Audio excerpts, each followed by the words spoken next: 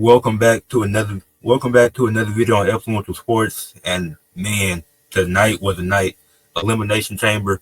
We just gonna start from the beginning. The women's elimination. Well, first of all, what would you get it show a rating 1 through 10? If I gotta give it a 1 through 10, I'm gonna say 8.5, maybe a 9. I'm gonna say a 9. I'm gonna say 9. Yep, I agree with that. I'll go with a 9 as well. We can start with the women's. Actually, I didn't even give you an introduction. My bad. I'm so excited about what just happened. But I got Wela Wrestling back on the channel. Make sure y'all go subscribe to him for some dope wrestling content. He just dropped a video about Tiffany Stratton. Make sure y'all check that out. But the women's elimination chamber match, it starts off where Jade Cargill, she makes her return, and then she attacks Naomi. That the way they did that was great. I was not expecting that. I was not expecting that either. That was absolute cinema. Like, I'm gonna be honest, I kind of didn't care about Jade's return, but when she came in and started beating up Naomi, I love seeing every single second of that. I loved it so much. I think the Elimination Chamber match was absolutely amazing. It blew my expectations, and I'm happy we got the right. Yeah, I would. Now I expected Jade to come back, but I didn't expect it to be right at the start of the match. Like, that was the only thing that threw me off is how the referees just opened the elimination chamber. Like, it was no struggle for her to get into the match. Like, I found that interesting. But aside from that, like, Roxanne, she had a good showing. Leah Morgan, she was great. Bianca getting the win, that was really dope. She deserved that moment. Then you had to stare down at the end with Bianca, Rhea, and EO, because obviously Rhea and EO wrestled on Mondays. So that was really cool. That was a great start to the show. Yeah, when Jade come in, that was really like a big high. Bianca Belair, technically Morgan, but she was doing most of the work in the match. I love Bianca Belair, and I'm happy for Rhea versus Bianca. That's happening. Yeah, and Alexa Bliss, she did her thing in the elimination chamber too. I was surprised that the Y6 didn't come out there and make her lose. Like I said, a fun match, great way to get the show started. It was a good match. I think it was a good match. And what's the next match on the list? Nia Jax and Candice LeRae versus Tiffany Stratton and Trish Stratus. This match I didn't have high expectations for, but it was a lot better than I expected. It was some cool spots. I think Nia Jax did a good job in this match, obviously being protective and not trying to injure anybody. I think Candice LeRae looked solid. Obviously, Tiffany Stratton, very athletic. She did a good job in here. And Trish as well. Like, I feel like everybody did their parts, and it was a solid match. A lot better than what I expected it to be. I'm gonna be honest. I was one of Tiffany Stratton's biggest fans. I thought this was gonna be a bad, but these women put on a good show. I like the match a lot. I like that Tiffany Stratton finally pinned Nia Jax again. Bummed a little. I'm not gonna lie, I'm bummed. I wish it would have been Tiffany Stratton versus Nia Jax, but you gotta get Trish Stratton, and I love to see it. I'm glad they're pushing Candice LeRae on PEL, and hopefully we're getting matched during the European tour. That's something I want to see pretty badly. Yeah, and yeah, like I said, fun match. Was not expecting it to be that good. Trish Stratus hit some not Trish, but Tiffany hit some cool moves on Nia Jax, and she was able to get that pin. But the next match, this where the show really picked up. Like, it was already good, then it's picked up here with Kevin Owens and Sami Zayn in their unsanctioned match. I feel like, even though it's a lot of spots in this match, I really liked it. I enjoyed the match start to finish. Kevin Owens and Sami, they did a good job utilizing the weapons, using the chairs, the tables. They had cool spots with it. Didn't feel over exaggerated. The finishers were used a few times, but it wasn't like it wasn't too heavy of a usage of the finishers. So I enjoyed it. Even after Kevin Owens won the match, still trying to beat down Sami, and then you get Randy Orton return. And because of how good the match was, the crowd didn't even have energy to give that big of a pop to Randy Orton coming back. I didn't like how security bomb rushed Randy Orton for trying to do a punt kick after what Kevin Owens just did to Sami Zayn. But that's likely going to be the WrestleMania match, and it should be a good one.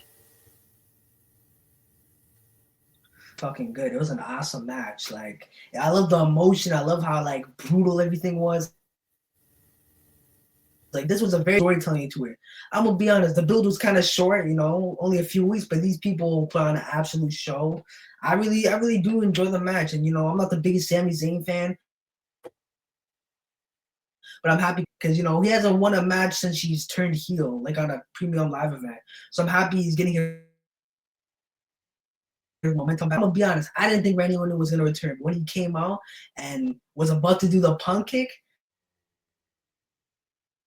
I was like, and I think it was kind of cool. The entire security team stopped him from doing the punk kick. I think they added some cool stuff, and at WrestleMania when he does the punk kick, that's gonna be loud as fuck. Yeah, and the build, like you said, it was short, but they can do it with this feud because it's Sami Zayn and Kevin Owens, and they got the history. Obviously, I wish it would have took place at WrestleMania because that it has a WrestleMania worthy build if you keep building it. But they had it in their hometown in Canada, so it worked out fine. And then you got the big Randy Orton return, so I don't have a problem with that match at all. Fun match. It was a fun match for sure. And then we get the last match of the night. We get the men's elimination chamber match. Now, some of the decisions made in this match were kind of questionable. I was surprised that Roman didn't come back with him, and I understand Roman having a part-time schedule, but if he gonna have a match at WrestleMania, he got to at least show up on the pay-per-view to make somebody lose, like make Seth lose the match or make Punk lose, because you're not showing up and you're not really building the WrestleMania story that you're supposed to have. But the match, but to talk on the match overall, I think Drew got eliminated too early. I don't think he should have been the first one eliminated. I think he should have eliminated Priest, or you have Logan Paul get eliminated first. But I think it was a fun match. It started off kind of weird with Drew getting eliminated that early on, but throughout they told the story of Drew and Seth being obsessed with Punk, and then eventually Seth caused Punk the match, which that was good storytelling. You obviously gonna build to that at WrestleMania. I'm assuming Roman to be involved. Like I said, we don't really know. Logan Paul did some really cool spots. I can't. Him coming out to Canada with the U.S. flag, that was a dope moment. Like Logan Paul knows how to get heel heat, so I can't hate on that too much. And I'm not the biggest Logan Paul fan, but he's definitely earned my respect with the heel tactics he's been doing, coming out to John Cena's entrance music on a SmackDown. Who else was in that match? But it was a good match overall. I enjoyed it. I had fun with it. John Cena, obviously, he did his thing. He looked like he entered another prime in this match. And he ended up getting the win. Now we know he's facing Cody at WrestleMania. This matchup, when Logan Paul has a proud Canadian American flag, I just wanted him to kick his ass. I didn't respect that. Obviously, heel stuff, but like on Drew McIntyre was great as usual, but he got eliminated way too early. I was kind of hoping he would win the match, but after what happened at the Elimination Chamber, I'm happy he didn't win. But the match as a whole, it was amazing, and I loved how we got some CM Punk, John Cena each other. I'm happy we saw that stuff because I really wanted to see that because arguably that's John Cena's biggest rival. No offense, Randy Orton, but I really did overall enjoy that. Seth Rollins screwing over CM Punk. That was leave like a good boy, but he wanted to screw him over. So it's looking like Seth Rollins is becoming more of a heel. One thing about it is that we're getting Drew McIntyre versus Damian Priest. I don't want to see that at WrestleMania. Yeah, it's not a Elimination Chamber. It's not a WrestleMania type match. You can have it on like a Backlash or something, but I don't think that's worth the WrestleMania match because they're both good talents, but they're in two different lanes. Like I think Priest is good, but I don't think that's who Drew should be facing at WrestleMania because Priest and LA Knight are kind of in the same vortex. Like, are they a mid card or are they a main eventer? Like they can fluctuate between both, but I don't think Drew and Priest. It's gonna be a solid match, but personally, I don't want to see it at WrestleMania. Like, if it was a Backlash or something, I'd be fine with it. Yeah, I'm not trying to see the match either, but it seems like that's what they're building up to. Yeah, and then we got.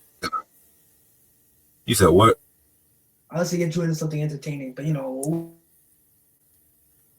What were you about to say? Oh, Well, notification. hopefully Drew wins the title at SummerSlam. But I was gonna say, we had the closing segment after John Cena won the Elimination Chamber.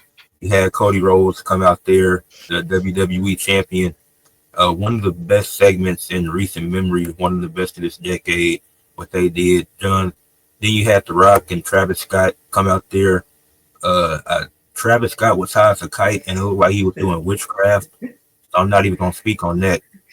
But The Rock, he came out there. He had to offer to Cody Rhodes, and Cody was like, "I already sold my soul to these fans," and then he told The Rock to go F himself, and that's where he messed up because if he didn't accept that offer, whoever won the Elimination Chamber was going to accept it. So after Cena and Cody hug, The Rock do that little thing, and then John Cena finally turns heel, something he had never done in his career up until this point. I absolutely love the heel turn. It was the one thing he hadn't done in his career, and they capitalizing on the moment in his final year. The chance of him, you sold out, that was amazing. And you did it in a great crowd. Like, international crowds are the best crowds for WWE. So shout out to Canada for the crowd that they had tonight. I just want to say I did not expect John Cena to turn heel. I thought he was gonna be baby. You know what? Even though I'm sad and even though I'm heartbroken, I'm happy. I'm happy that he's heel. I think it's gonna become more entertaining. It's gonna be great. The storyline's gonna be good. But holy, man, when he was in the nuts, that broke my heart. But like overall, what can John Cena do? What can we? The sky is the limit. There's so many possibilities we can go. I'm excited for what they're gonna do on Raw. What are they gonna talk about? But you're right. This is one of the greatest segments of like the last decade. There wasn't too much talking. There's a lot of action, a lot of beatdown. That's what I like to see. Yeah, the beat down that followed it And, with John Cena just beating down Cody, that was great. The Rock with the belt, slapping him with the belt. Like I said, I don't know what Travis Scott was doing, but we'll just leave it at that. mhm. So overall, what's your opinions on the Elimination Chamber? Elimination Chamber, I would say it's a 9 out of 10. There's a few reasons. Not all the matches were really good, like from start to finish. Like each match, even though it was 4 matches, I wish it would have been five. Each match I felt was really good and it served its purpose. My main gripes is that Jade was just able to go into the elimination chamber like the rest just opening for. Like I felt like it should have been a struggle because like you shouldn't just obviously we the refs know the script, but I feel like it should be a struggle to her trying to get in the elimination chamber to get revenge on Naomi. But aside from that, the overall match was really good. I liked the closing segment. I didn't like that Drew was eliminated early in the elimination chamber. Definitely shouldn't have been the first one eliminated. And then Randy being stopped from doing the punt kick. And that's in Sammy's match overall with Seth, Sammy, and Kevin Owens, bringing officials out there in an unsanctioned match didn't really make sense to me. That's why I say it's a 9 out of 10. But really good pay per view. I really enjoyed it. For me, I'm gonna be honest, my expectations were kind of low for this, but this pay per view completely blew it out of the water. I think every match that we added a lot more to it. We got Jade Cargill coming in, and she just had that aura. We had Randy Orton with the heel turn, and we also got Travis Scott in the background. So that's a few extra points. So yeah, overall, I love this pay per view, and I'm proud of Canada for being a good crowd. Yep.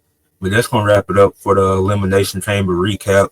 Make sure y'all subscribe to my channel, Influential Sports, for some high quality sports content.